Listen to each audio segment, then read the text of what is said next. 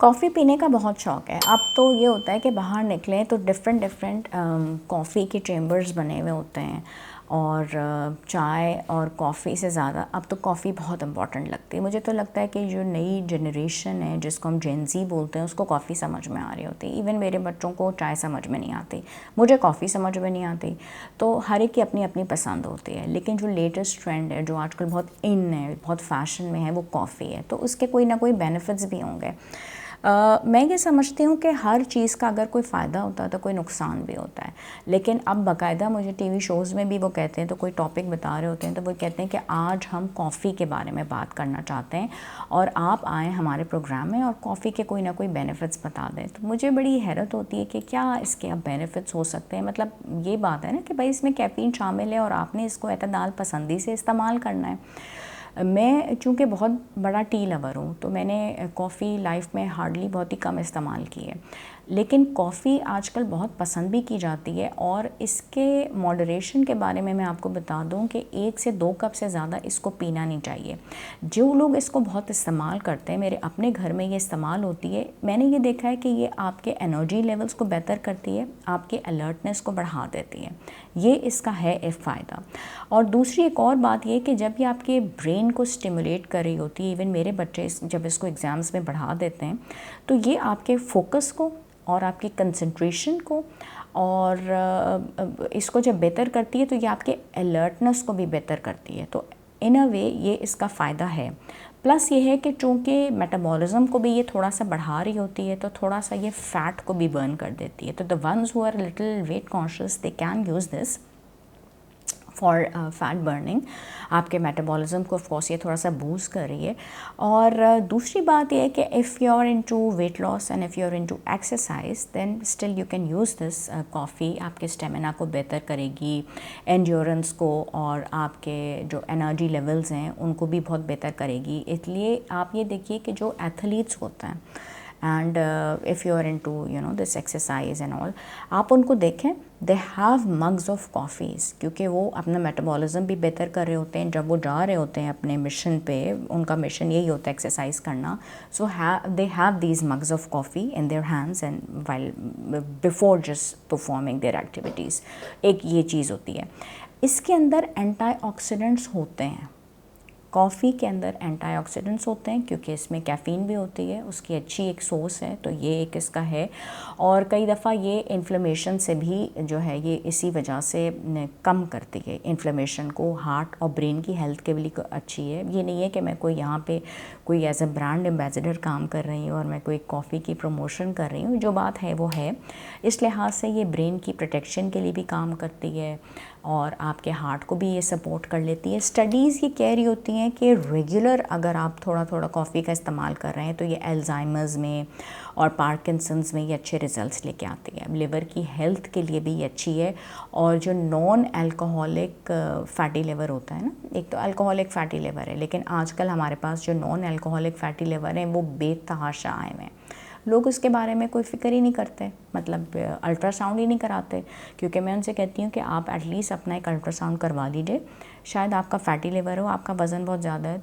नहीं, वो तो होगा फैटी लिवर कि हमारा तो वज़न ज़्यादा है, तो जी एटलीस्ट आप कराइए, क्योंकि अगर आपका फैटी लिवर है तो फिर उसका डाइट प्लान थोड़ा सा चेंज होता है। तो नॉन अल्कोहलिक फैटी लिवर को ये कॉफ़ी भी थोड़ा सा बचा लेती है। अब कॉफ़ी के जहाँ मैंने इतने साइड इफ़ेक्ट्स बताएं, ये मेरा अपना चैनल है, मैं कोई ब्रांड एम्बेसडर नहीं हूँ किसी कॉफ़ी की, क्योंकि अब मैं उसके नुकसानात भी बताऊँगी, तो इससे आपको मेरी सच्चाई पे यकीन हो जाएगा। कॉफ़ी के नुकसानात डेफिनेटली हैं। देखिए, एक बात तो यह है कि अगर आप इसके 3 कप ले लेते हैं रात के अंदर, आपकी नींद तो डिस्टर्ब होनी है, और जिन लोगों की होनी है उसके रात को 1 कप लेने से भी होनी है, जो बेचारे नए नए उस मैदान में नए हैं। और उसके बाद एग्जाइटी हो जाएगी 3 कप लेने से, पैल्पिटेशंस हो जाते हैं, हाथ पैर यूँ कांपने लग जाते हैं, इसके ये नुकसानात हैं। और ज़्यादा कैफ़ीन, मतलब ज़्यादा ही शौक चढ़ गया कि मुझे 10 किलो एक हफ़्ते में कम करने वाला जो भूत सवार हो जाता है, जो कि होने भी नहीं है। किसी वीडियो में पढ़ लिया कि जी ये पी लें और ये खा लें और 10 किलो आपके कम होने 1 हफ़्ते में, 1 महीने में, और करिएगा भी नहीं, सीधा अस्पताल जाएंगे। तो वो कॉफ़ी की वजह से एसिडिटी है, रिफ्लक्स है, मैदे में तकलीफ़ है, पैल्पिटेशंस हैं, डाइजेस्टिव इश्यूज़ हैं, ये सारे प्रॉब्लम्स हैं, ठीक है। और उसके बाद इसके ऊपर अगर आप डिपेंड हो जाते हैं ना तो इसके विथड्रॉल सिम्टम्स बहुत ख़राब हैं। मतलब रोज़ाना आपने ज़्यादा से ज़्यादा कॉफ़ी पी के रखी हुई है, आप उसमें समझें कि आपको उसकी आदत हो गई ना, एक लत आपको लग गई है कॉफ़ी की। अब उसके बाद अब आप उससे जान छुड़ाना चाह रहे हैं। अच्छा, ये कोई इतना सस्ता शौक़ भी नहीं है, ये एक अच्छा महंगा मुनासिब शौक़ है। दूध भी इसमें डलता है, कॉफ़ी भी महंगी होती है। तो उसके बाद आपको जो हेडेक होना है, जो आपका जिस्म टूटना है, जो आपको फटीग होनी है, जो इरिटेबिलिटी होनी है, वो भी बहुत है। तो मैं नहीं समझती कि आप अपना जो शौक़ है, जो अपने जज्बात हैं, इस हद तक लेके जाएं कि आपको उसके बाद जब उसे जान छुड़ानी पड़े तो वो भी उल्टा आपके गड़े पड़ जाए और उसके बाद आपको फिर उसका पूरा ट्रीटमेंट करवाना पड़े।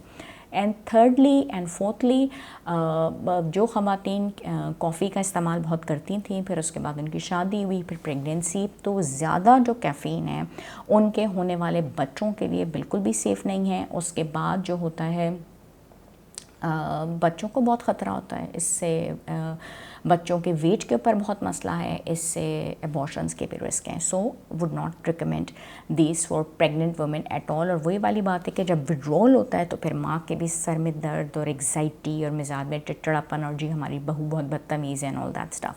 So just avoid it. जो इसका सेफ़ लिमिट है वो आई वुड सजेस्ट कि बस 1 से 2 कप है, इससे ज़्यादा ना लेके जाएं, वरना 1 ले लिया और फिर इसको आहिस्ता आहिस्ता कम करें, क्योंकि मैंने जहाँ इसके फ़वाइद बताएं वहाँ पे इसके मैंने नुकसानात भी बताएं। इससे ज़्यादा 200 मिलीग्राम से ज़्यादा कैफ़ीन जो है वो सेफ़ नहीं है।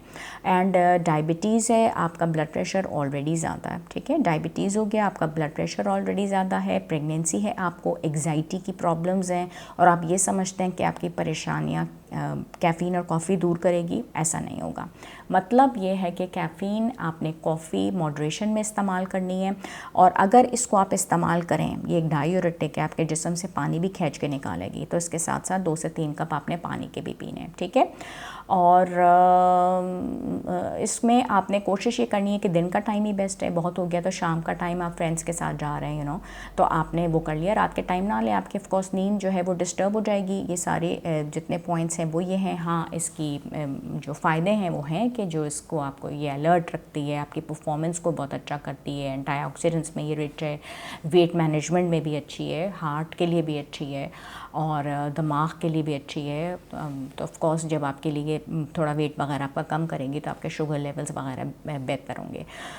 और बेहतर इसमें यह है कि जब आप इसको बेनिफिट्स के लिए इस्तेमाल करें तो फिर इसमें एक्स्ट्रा क्रीम और एक्स्ट्रा शुगर और उसको आप इसमें 5-5, 6-6 कप या 4 कप इस्तेमाल ना करें। उससे आपकी एग्जाइटी, एसिडिटी, डाइजेशन पे, पैल्पिटेशंस पे फ़र्क पड़ेगा। तो आपने इसको ज़्यादा इस्तेमाल नहीं करना और हमसे रब्ता भी ज़रूर करना है। मैं यहाँ कराची में हूँ और दुआ में भी मुझे याद रखना है और मेरे चैनल को भी सब्सक्राइब करना है। शुक्रिया।